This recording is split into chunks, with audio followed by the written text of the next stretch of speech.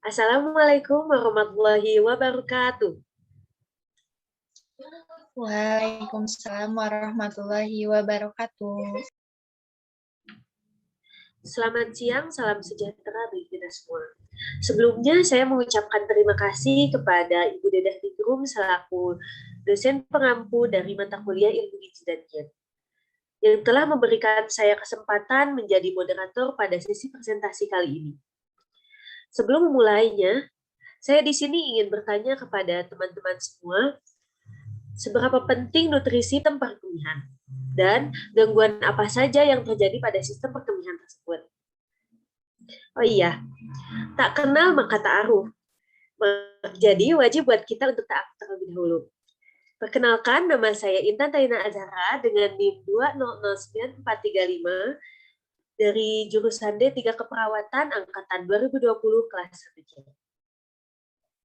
Saya di sini tidak sendiri, melainkan dengan teman-teman saya. Yang pertama ada Agnes Hoirunisa, ada Erika Amelia, ada Fairuz Winstar Taufik, ada Neni Setiawati, Anissa Lestari, Regina Nurfajrin, Suci Maharani, dan juga Enden Nursani. Next. Pada kesempatan kali ini, kami akan menjelaskan tentang nutrisi pada sistem perkemihan. Sebelumnya, saya di sini akan membagi menjadi dua termin. Yang pertama adalah sesi penyajian materi sekitar 10-15 menit oleh penyaji, dan yang sesi kedua yaitu tanya jawab di kolom komentar itu. Baik, kita mulai saja. Untuk yang pembaca pertama adalah Agnes Hoirunisa. Kepada Agnes dipersilakan. Baik, terima kasih kepada moderator. Saya di sini akan membacakan tentang pengertian nutrisi. Nutrisi adalah ikatan kimia yang diperlukan tubuh untuk melakukan fungsinya, yaitu energi, membangun dan memelihara jaringan, serta mengatur proses-proses kehidupan. Menurut Rob CL, nutrisi adalah proses di mana tubuh manusia menggunakan makanan untuk membentuk energi, mempertahankan kesehatan, pertumbuhan, dan untuk berlangsungnya fungsi normal setiap organ, baik antara asupan nutrisi dengan kebutuhan nutrisi. Menurut Supariyasa, nutrisi adalah suatu proses organisme menggunakan makanan yang dikonsumsi secara normal melalui proses digesti, aborsi, transportasi, penyimpanan metabolisme, dan pengeluaran zat-zat yang tidak digunakan untuk mempertahankan kehidupan, pertumbuhan, dan fungsi normal dari organ-organ, serta menghasilkan energi. Next. Kemudian di sini ada gangguan sistem perkemihan. Gangguan saluran kemih adalah gangguan dari kandung kemih atau uretra. Ginjal, uretra, kandung kemih adalah organ-organ yang menyusun saluran kemih. Hanya pada kasus luka, infeksi, atau penyakit pada organ dari saluran kemih, fungsinya menjadi terganggu dan karenanya mengganggu biokimia dari aliran bawah.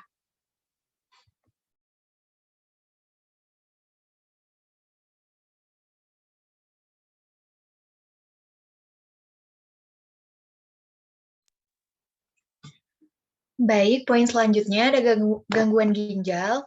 Yang pertama ada kongenital dan gangguan genetik. Yang kedua ada tumor. Yang ketiga ada gangguan aliran suplai darah. Dan yang keempat ada gangguan autoimun. Next.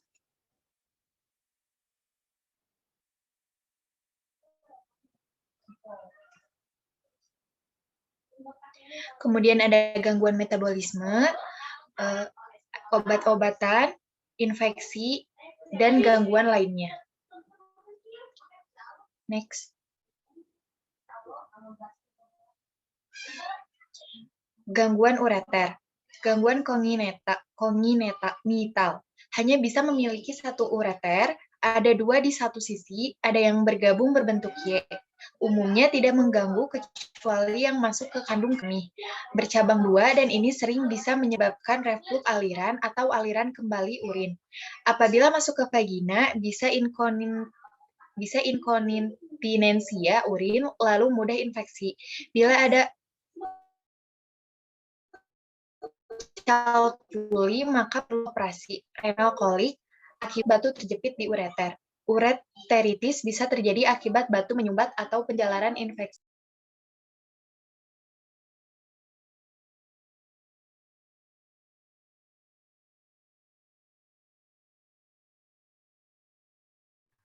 Baik, untuk slide selanjutnya bisa dilanjutkan oleh Suci Maharani. Pada Suci dipersilakan.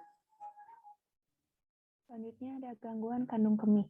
Sebab yang paling utama adalah infeksi, yang kedua tumor, yang ketiga kalkul, yang keempat cedera. Lalu ada gangguan lain.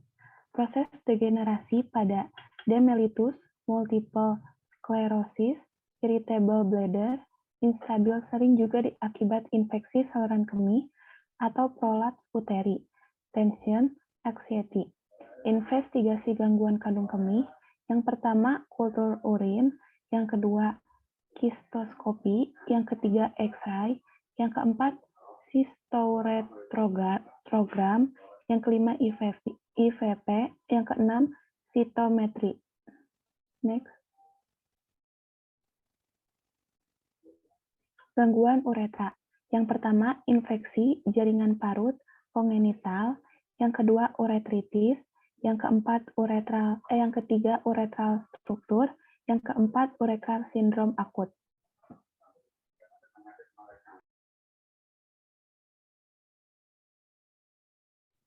Baik, terima kasih kepada yang pertama yaitu Agnes, Erika, dan juga Suci. Yang selanjutnya yaitu akan dibacakan oleh kepada Neni, dipersilakan.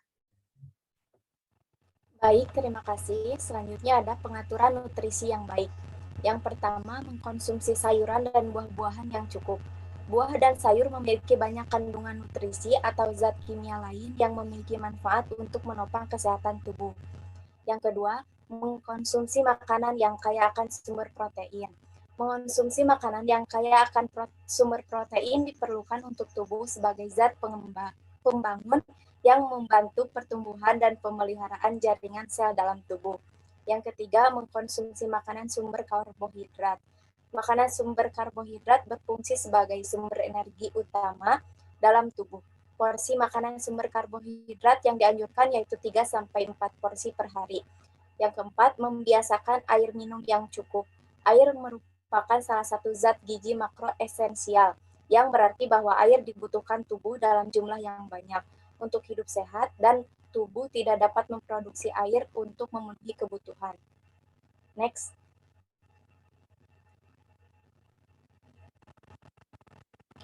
Penyakit yang berperan dalam sistem perkemihan. Yang pertama, infeksi saluran kemih. Infeksi yang terjadi di bagian manapun dari sistem urinaria, mulai dari ginjal hingga saluran kemih. Yang kedua, batu saluran kemih, yaitu kondisi ketika terbentuk batu di sistem urinaria seperti batu ginjal, batu ureter, atau batu kandung kemih. Yang ketiga, inkontinensia urin, yaitu kondisi ketika fungsi otot atau saraf pada kandung dan saluran kemih mengalami gangguan, sehingga tidak dapat mengendalikan proses buang air kecil. Yang keempat, uretritis, yaitu peradangan pada uretra. Yang kelima, sindrom nefrotik, yaitu sindrom yang kelainan ginjal yang menyebabkan kadar protein di dalam urin meningkat. Yang keenam, sindrom netritik, yaitu pembengkakan atau peradangan pada ginjal. Baik, terima kasih kepada Nini yang telah membacakan materinya ya. Selanjutnya ada dari Anissa Lestari tentang gagal ginjal. Pada Anissa Lestari dipersilakan. Baik, di sini saya akan menjelaskan tentang gagal ginjal. Gagal ginjal terjadi ketika ginjal tidak mampu menyaring darah dan membuang cairan serta zat limbah tubuh. Kerusakan ginjal yang menyebabkan gagal ginjal dapat disebabkan oleh berbagai hal, mulai dari efek samping obat-obatan, cedera berat pada ginjal, dehidrasi, hingga penyakit tertentu seperti hipertensi dan diabetes menahun yang tidak ditangani dengan baik. Next. Anatomi dan fisiologi sistem perkemihan. Next.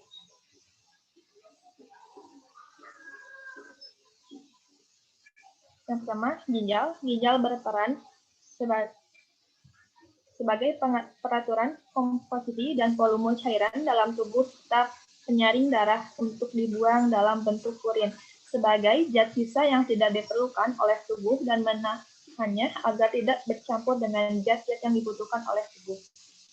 Pada ginjal terdapat nefron berjumlah kurang lebih 1 juta yang merupakan unit dari struktur ginjal. Urin yang terbentuk dalam nefron ini akan mengalir ke dalam ductus, mengumpul dan tubulus renal yang kemudian menyatu untuk membentuk pelvis ginjal. Baik, terima kasih atas pemaparannya Anissa, dan selanjutnya ada pemaparan tentang kandung kemih oleh Regina. Kepada Regina dipersilakan. Kandung kemih. Kandung kemih atau buli-buli atau bladder merupakan sebuah kantong yang terdiri atas otot halus, berfungsi menampung urin. Kandung kemih merupakan organ yang berongga yang terletak di sebelah anterior tepat di belakang pubis. Sebagian besar dinding kandung kemih tersusun dari otot polos yang dinamakan musculus destrusor. Kontraksi otot ini berfungsi untuk menggosokkan kandung kemih pada saat urinasi atau buang air kecil, menurut Brunner dan Sudart tahun 2002. Uretra.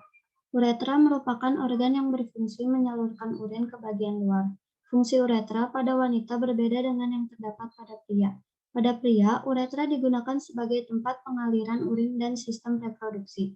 Berukuran panjang 13,7 sampai 16,2 cm dan terdiri atas 3 bagian, yaitu prostat, selaput atau membran, dan bagian yang berongga atau ruang.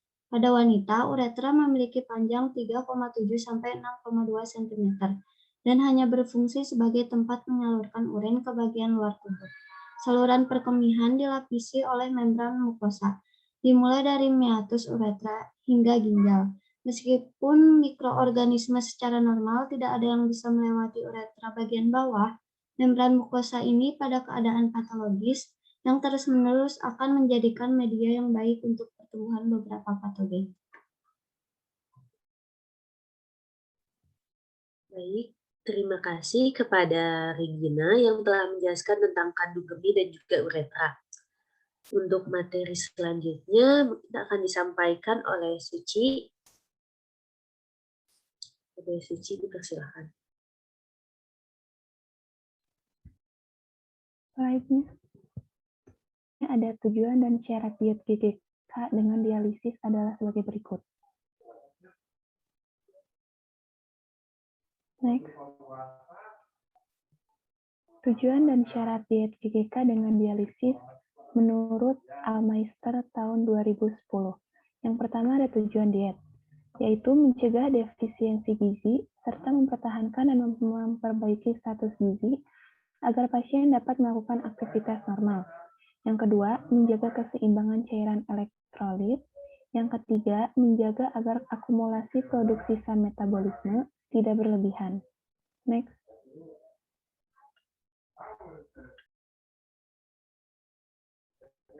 Yang selanjutnya ada syarat diet. Yang pertama, energi cukup, protein tinggi, karbohidrat cukup yaitu 55-75% dari kebutuhan energi total. Yang keempat, lemak normal yaitu 15-30% dari kebutuhan energi total. Natrium diberikan sesuai dengan jumlah urin yang keluar per 24 jam. Cairan dibatasi yaitu jumlah urin per 24 jam ditambah 500-750 ml.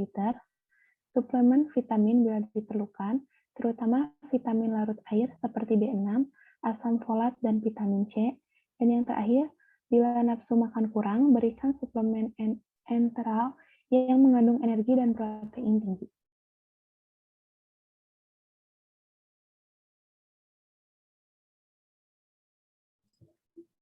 Baik, terima kasih atas pemaparannya, sangat bagus sekali. Dan untuk slide tentang jenis diet dan indikasi pemberiannya akan disampaikan oleh Enden. Enden, dipersilakan. Baik, karena mungkin Enden ada gangguan jaringan, maka akan dilanjutkan terlebih dahulu oleh Erika. Kepada Erika dipersilakan. Baik, sekarang ada jenis diet dan indikasi pemberiannya. Ada 3 jenis diet yang diberikan menurut berat badan bagi pasien DGK, yaitu sebagai berikut. Yang pertama, diet protein rendah 1 dengan protein sebesar 30 gram. Diet diberikan kepada pasien dengan berat badan 50 kg. Kemudian yang kedua, ada diet protein rendah 2 dengan protein sebesar 35 gram. Diet diberikan kepada pasien dengan berat badan 60 kg.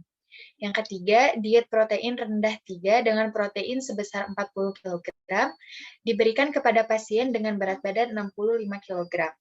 Kebutuhan zat gizi pasien penyakit ginjal kronik sangat bergantung pada keadaan berat badan perorangan.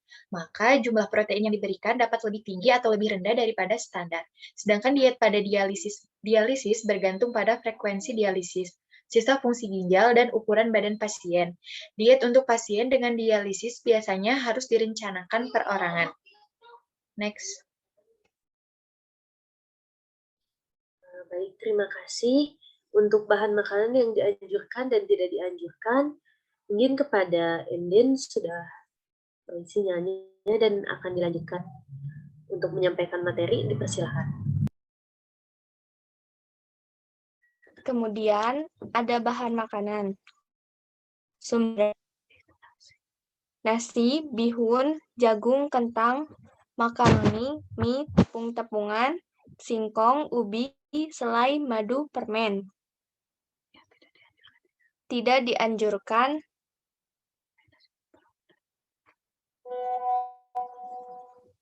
sumber protein, telur, daging, ikan, ayam, susu. Tidak dianjurkan kacang-kacangan dan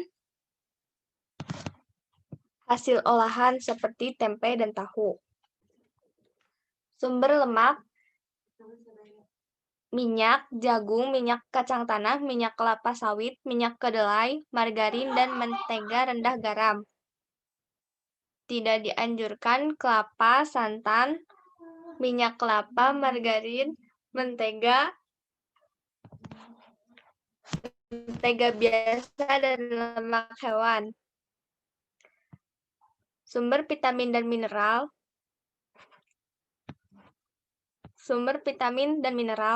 Semua sayuran dan buah kecuali pasien dengan hiperkalemia dianjurkan yang mengandung kalium rendah atau sedang.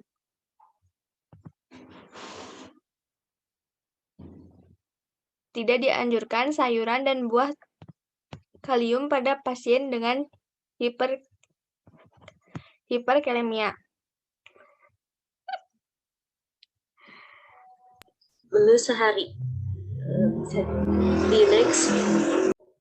Mungkin Enden ada gangguan sinyal kembali ya.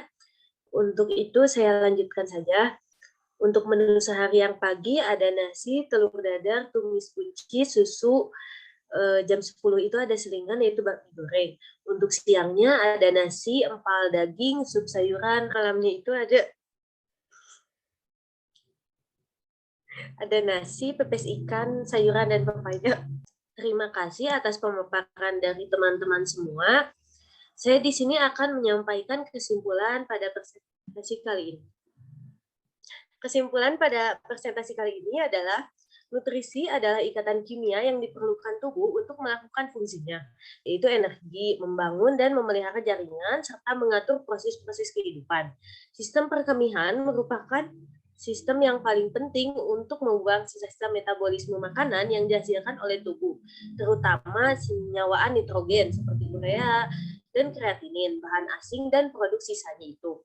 Pengaturan nutrisi yang baik dilakukan melalui beberapa cara, di antaranya yaitu mengonsumsi sayuran dan buah-buahan yang cukup, mengonsumsi makanan yang kaya akan sumber protein, mengonsumsi makanan sumber karbohidrat, membiasakan air minum yang cukup. Untuk sesi selanjutnya yaitu ada sesi tanya jawab yang akan dilakukan pada kolom komentar YouTube. Untuk teman-teman yang ingin bertanya, dipersilahkan. Baik, mungkin cukup sekian presentasi dari kelompok kami. Mohon maaf bila dalam penyampaian ataupun dalam penyajiannya terdapat beberapa hambatan. Sekian presentasi dari kelompok kami. Wabillahi taufiq wal hidayah. Wassalamualaikum warahmatullahi wabarakatuh.